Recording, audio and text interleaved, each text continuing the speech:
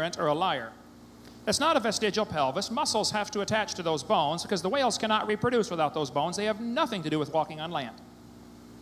Absolutely nothing to do. That is propaganda. That's not science. This textbook tells the kids, just imagine whales walking around. It's true. That's a kid's book. That's propaganda. That's a lie. This one says humans have a tailbone that is of no apparent use.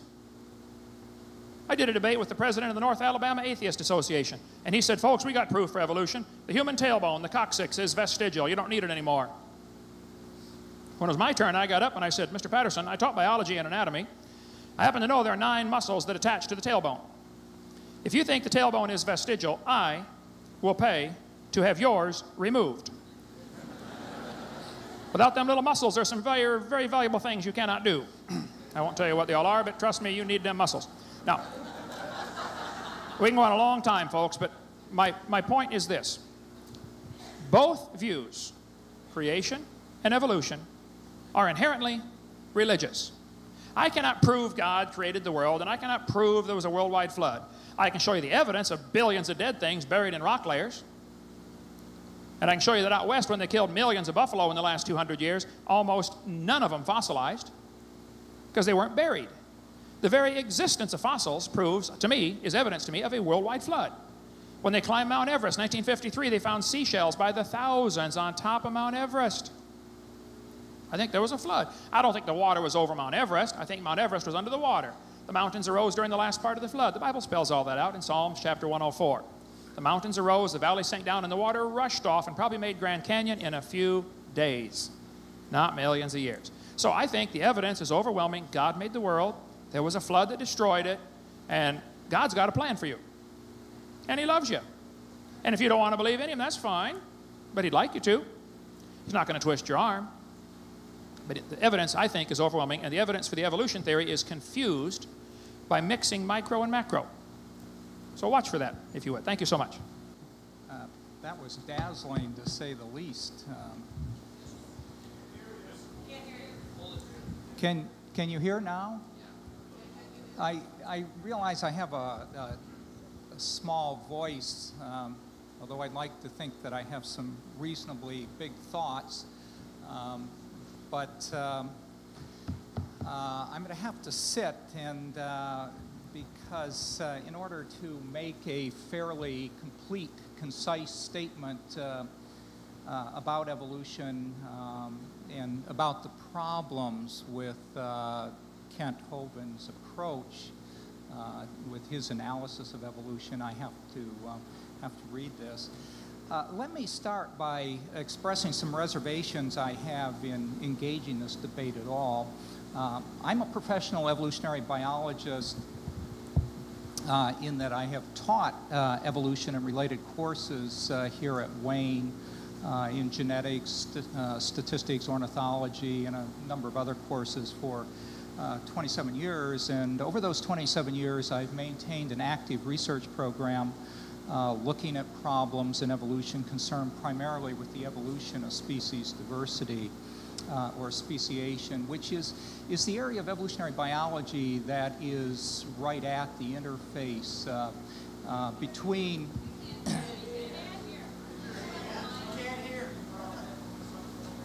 I just said I had to hold it real close. It's on. Just...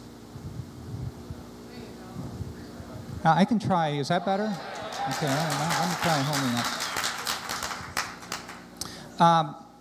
I was just saying that my area of research focuses on speciation, which is at the interface between what Dr. Hovind characterized as micro and macro evolution, the distinction as he characterized it between science and religion.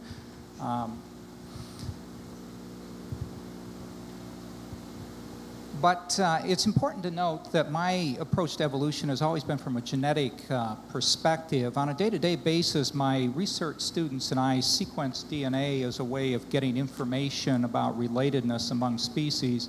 And we use that information to reconstruct evolutionary history.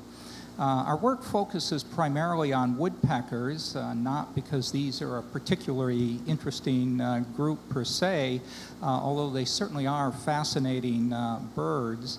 but because they provide a good model for studying the rapid diversification of species.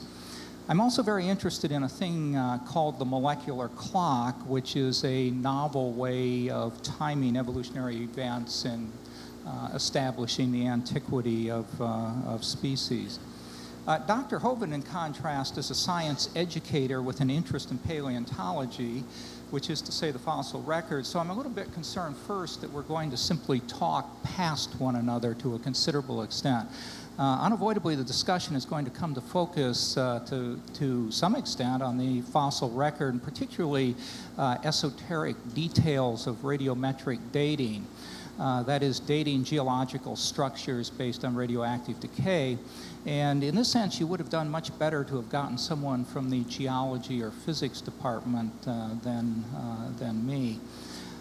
Moreover, Kent is a young Earth creationist, which means that he believes the Earth is about 6,000 years old, as he indicated.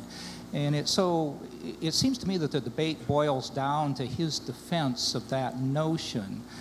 This in turn means that we may hardly talk about some of the most interesting ideas in evolutionary theory, the philosophies and histories of science and religion, and the interface between the two. I'm also concerned because this is the first debate of this sort that I've engaged in, whereas Kent is a professional creationist debater. He actually makes his living doing this, which is amazing. Amen. I had the disconcerting experience last spring after agreeing to participate in this debate of receiving a number of email messages and phone calls from individuals and groups who seem to be professional anti-creationist debaters.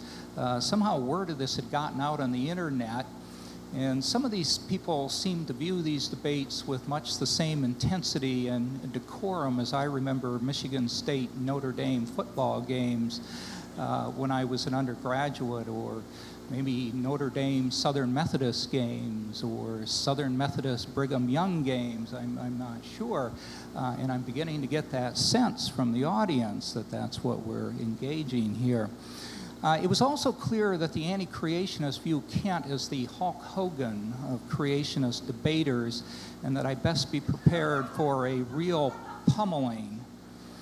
At about the same time, I spoke with Kent on the phone. He briefly told me about his belief system, that he was a young Earth creationist.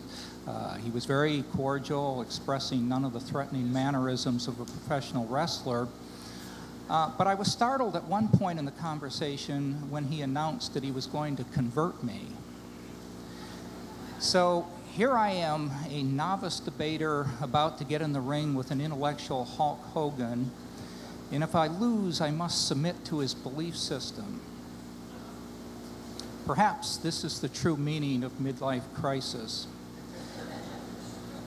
Well, let me begin to disappoint right away by saying that I don't view this as a debate, but rather as an opportunity to explore some interesting ideas, some interesting cultural conflicts, and certainly Kent pointed to those, and some interesting philosophical conflicts. I also view this as an opportunity to fulfill in a very small way an obligation I feel I have to Wayne State students. I've taught at Wayne many, many years. I know that most of our students, most of my students live at home.